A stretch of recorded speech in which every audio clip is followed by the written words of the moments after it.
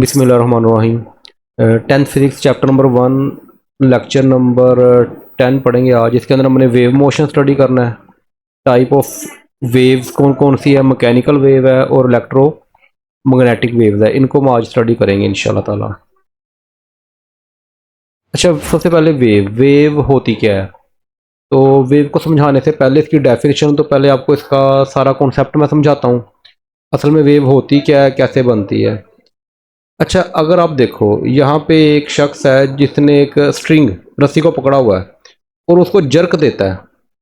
Jerk देने से तो उसमें क्या पैदा होती है, एक वेव भी पैदा होती है। वेव फिर आगे जाती है।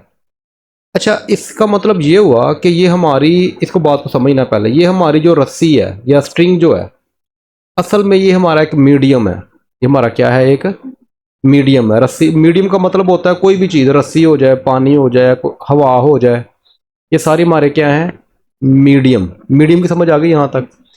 अच्छा, मीडियम को हम क्या करेंगे, मीडियम को हम जब भी डिस्टर्ब करेंगे, ये जर्क दे रहा है उसको, जर्क देने का मतलब मीडियम को क्या कर रहा है, वो डिस्टर्ब कर रहा है।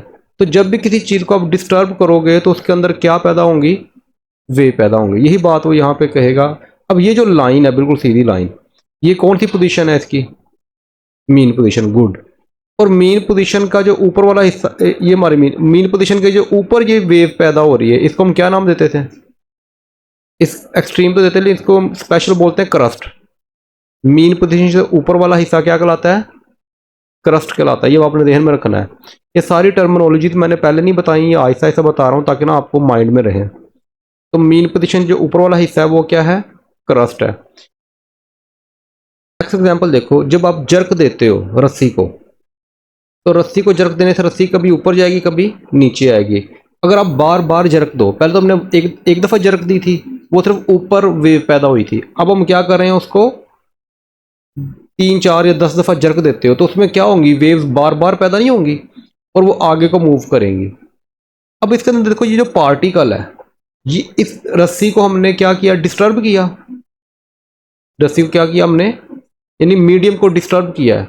डिस्टर्ब करने से क्या होता है, पार्टिकल वाइब्रेट। देखो ये वाला पार्टिकल जो है, ये कभी ऊपर जा रहा है कभी नीचे आ रहा है, ये अपनी पोजीशन पे ही है। ये क्या, ये पार्टिकल आगे जा रहा है नहीं, बल्कि अपनी पोजीशन पे कभी ऊपर जा रहा है कभी नीचे आ रहा है। यानी कि ये हमारी डॉटेड लाइन है। ये कौन सी लाइन है, इसको कौन सी पोजीशन है, ये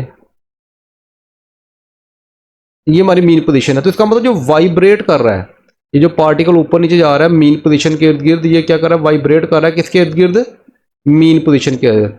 और ये इक्वल इंटरवल्स, अगर ये 1 सेकंड में कर रहा है तो हर वक्त इसका टाइम क्या होगा, 1 सेकंड में ही ये मीन पोजीशन से कभी ऊपर जाएगा कभी। तो यही इसकी डेफिनेशन है वेव की, कि आपने क्या करना है, मीडियम को डिस्टर्ब करना है।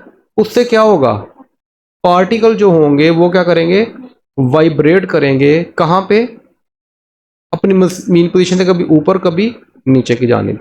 और इसका इंटरवल क्या होगा, इक्वल होगा। इंटरवल मतलब जितना टाइम ले रहा है ना ये वेव बनाने में, उतना ही टाइम लेगा हमेशा। तो ये 3 बातें लिखना बहुत ज़रूरी है, ये आगे डेफिनेशन में मजीद आ जाएंगी।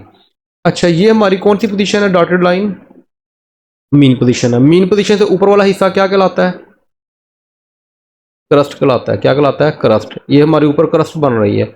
और मीन पोजीशन से नीचे क्या बनती है, ट्रफ बनता है। इसको हम क्या बोलते हैं, ट्रफ। ये आपने ध्यान में रखना है। अब मीन पोजीशन से ऊपर क्या होती है, वेव, क्रस्ट।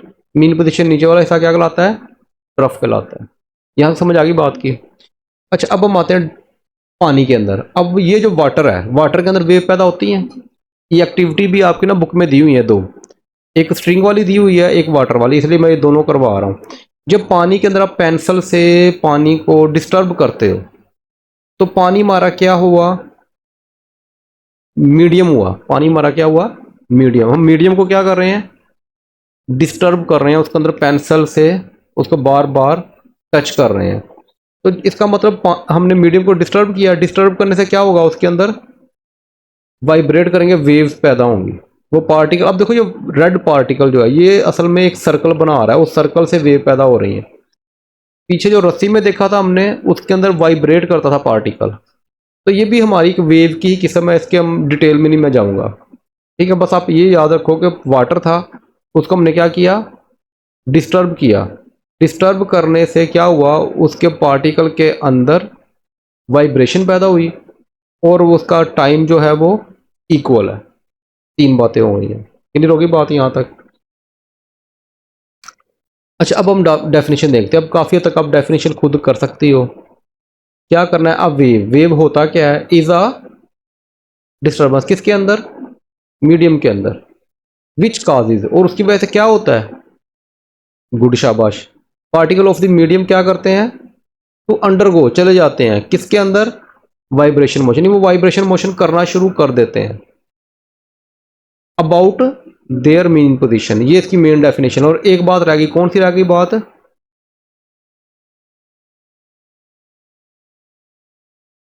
इक्वल इंटरवल वाली रह गई थी। इन इक्वल इंटरवल, ये तीन बातें आपने लाजमी लिखनी है कि डिस्टर्ब करना है किसको, मीडियम को, और जब मीडियम को डिस्टर्ब करोगे तो उसके पार्टिकल क्या करेंगे, वाइब्रेट करेंगे। कहाँ पे करेंगे, मीन पोजीशन के इर्द गिर्द। और इसका जो टाइम होगा वो क्या होगा, इक्वल इंटरवल टाइम होगा। वेव की समझ आ गई यहाँ पे। अच्छा, वेव के बाद वेव देखो होती है हमारी इलेक्ट्रोमैग्नेटिक वेव। ये बोर्ड में बहुत दफ़ा क्वेश्चन आया हुआ है वेव का भी और टाइप्स का भी। इसका एमसीक्यू बहुत आते हैं, एग्जाम्पल आपने कोई नहीं छोड़नी, ये सारा याद करना है आपने। अच्छा, मैकेनिकल वेव को समझाने से पहले फिर दोबारा एक स्टोरी सुनाता हूँ या दिखाता हूँ आपको। अच्छा, अब ये हमने जो पढ़ा था, ये कौन सी वेव थी, इसके अंदर ये वाटर था, और वाटर की वजह से क्या पैदा हो रही है, वेव। कहता है अगर कोई वेव ऐसी पैदा हो जिसके लिए मीडियम रिक्वायर्ड हो, क्या लफ्ज़ बोला मैंने, पहले मैंने इसलिए मीडियम को आपको कॉन्सेप्ट क्लियर किया है ताकि आपको समझने में आसानी हो। मीडियम का मतलब है कोई भी चीज़, वाटर हो गया, एयर होगी, आपकी स्ट्रिंग होगी, स्प्रिंग हो गया, ये सारे क्या है, मीडियम। जब कोई मीडियम की वजह से वेव पैदा हो रही हो तो वो मैकेनिकल वेव्स होती हैं। यानी ऐसी वेव जिसके अंदर मीडियम रिक्वायर्ड होता है for their propagation of wave, wave को आगे जाने के लिए। अब देखो ये वेव किसके अंदर पैदा हो रही हैं, वाटर के अंदर, तो वाटर हमारा एक मीडियम है, तो ये हमारी कौन सी वेव है, मैकेनिकल वेव है। अच्छा, अब ये देखो साउंड वेव।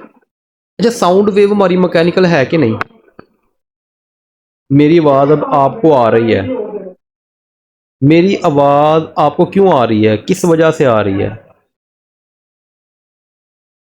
बता सकते हो आप। असल में मेरे और आपके एयर्स के दरमियान एयर मौजूद है, हवा मौजूद है। अगर मैं किसी तरीके से अपने और आपके दरमियान में हवा को ख़त्म कर दूं, तो अगर मैं बोलता भी रहूँगा तो मेरी आवाज़ आपको सुनाई नहीं देगी।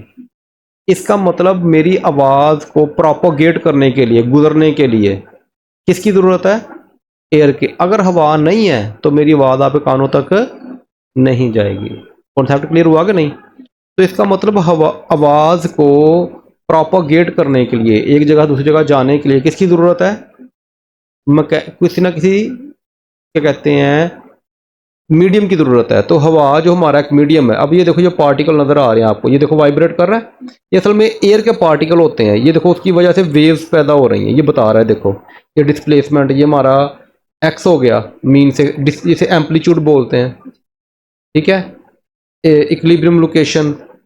अब ये मॉलिक्यूल वाइब्रेट कर रहे हैं। असल में ये कंप्रेशन और रेयर फ्रैक्शन है। ये कंप्रेशन रेयर फ्रैक्शन क्या होता है ये बाद में समझाऊंगा मैं आपको, ठीक है। तो बस सिंपल लफ्ज़ों में आपको मैंने ये समझाना है कि जो एयर है, यानी कि जो साउंड वेव है, ये हमारी मैकेनिकल वेव है। क्यों मैकेनिकल है, क्योंकि इसको प्रोपागेट करने के लिए एयर रिक्वायर्ड है। अब हम डेफिनेशन करते हैं, अब आप समझने में आसानी आ जाएगी। वेव विच रिक्वायर्स, जिसको ज़रूरत होती है किसकी, कोई भी मीडियम हो जाए, वो स्प्रिंग हो जाए, वो आपका स्ट्रिंग हो जाए, वो आपकी एयर हो जाए, वो वाटर हो जाए, कुछ भी हो जाए, लेकिन मीडियम लाजमी हो फॉर देयर प्रोपोगेशन, गुजरने के लिए। प्रोपोगेशन का मतलब यानी कि उसको वेव की शक्ल में गुजरने के लिए अगर आपको मीडियम रिक्वायर्ड है तो वो वेव कौन सी होगी, मैकेनिकल वेव। इसकी एग्जांपल्स देख लें, वाटर वेव, पानी के अंदर जो वेव, साउंड वेव। अब मेरे ख्याल से अब ये आपको काफ़ी तक समझ आ गई है। वेव प्रोड्यूस किसके अंदर, स्प्रिंग के अंदर या स्प्रिंग के अंदर, क्योंकि स्प्रिंग भी मीडियम है, स्ट्रिंग भी हमारा एक मीडियम है। क्लियर होगी बात यहाँ तक। अच्छा, वो जो इसके अंदर स्ट्रिंग आया था, वो जो डॉग था वो जर्क दे रहा था रस्सी को, तो रस्सी हमारी क्या है, मीडियम है, तो वो भी हमारी मैकेनिकल वेव है। अच्छा, लास्ट में आ गया हमारा इलेक्ट्रोमैग्नेटिक वेव्स। इलेक्ट्रोमैग्नेटिक, अच्छा पहले तो लफ्ज़ हम देखना इलेक्ट्रो। इलेक्ट्रो का मतलब क्या है, आपके इलेक्ट्रॉन्स कह लो आप, जिसकी वजह से लाइट चलती है, ठीक है। मैग्नेट, यानी कि जिस तरह मकनातीस कह लो आप, मैग्नेट कहते हैं जिसके नॉर्थ और साउथ पोल होते हैं। तो इलेक्ट्रोमैग्नेटिक वेव जो होती हैं, इनको गुजरने के लिए मीडियम रिक्वायर्ड नहीं होता। अब देखो ना, सूरज है, सूरज से आपकी वेव्स कहाँ पे आ रही हैं, ज़मीन पे आ रही हैं। अच्छा, सूरज, हवा, तो जो एयर होती है, एयर तो यहाँ तक है सिर्फ, ये नज़र आ रहा है आपको, लेकिन ऊपर सारा क्या है, कुछ भी नहीं है, बिल्कुल एम्प्टी स्पेस है, ना हवा ना पानी, कुछ नहीं, लेकिन फिर भी वेव्स सूरज से यहाँ तक आ रही है। तो इसका मतलब वो बगैर किसी मीडियम के एक जगह से दूसरी जगह प्रोपोगेट कर रही है। तो इसका मतलब जो सूरज की रोशनी है, लाइट है, इनको गुजरने के लिए मीडियम नहीं, बस यही डेफिनेशन है इसकी। आगे बात समझ। तो जो सनलाइट है ये हमारी क्या है, असल में इलेक्ट्रोमैग्नेटिक वेव्स है। अच्छा, इसके अलावा एग्जांपल देखो उधर आप इलेक्ट्रोमैग्नेटिक की, ये जो माइक्रोवेव्स है, ये इनको भी मीडियम की ज़रूरत नहीं है। आपकी रेडियो वेव, आपकी हीट, हीट भी आपकी वेव्स ही होती हैं, उसके अंदर पैकेट ऑफ फोटॉन्स होते हैं, एनर्जी ऑफ पैकेट्स होते हैं, यानी कि इन सब को हीट के गुजरने के लिए किसी भी मीडियम की रिक्वायरमेंट नहीं। यानी इलेक्ट्रोमैग्नेटिक वो वेव्स हैं जिनको क्या कहते हैं, मीडियम रिक्वायर नहीं होता। अच्छा, अब इसकी देखो, वेव्स विच डू नॉट, बस क्या आ जाएगा, नॉट आ जाएगा, डू नॉट क्या, required any medium for their propagation, अपने गुजरने के लिए किसी भी मीडियम की ज़रूरत ना हो तो उसको हम इलेक्ट्रोमैग्नेटिक वेव कहते हैं। इसकी examples radio wave, television wave, X rays, heat and light wave. इसके अंदर कोई भी एग्जांपल नहीं छोड़नी। बोर्ड में कोई अगर वो कह दे जी बताओ जी हीट कौन सी वेव है, मैकेनिकल है, इलेक्ट्रोमैग्नेटिक है, या कोई और नाम दे दे आपको, तो आपको पता होना चाहिए कौन सी वेव है, ये इलेक्ट्रोमैग्नेटिक वेव है। ये आपने सारी एग्जांपल्स करनी है।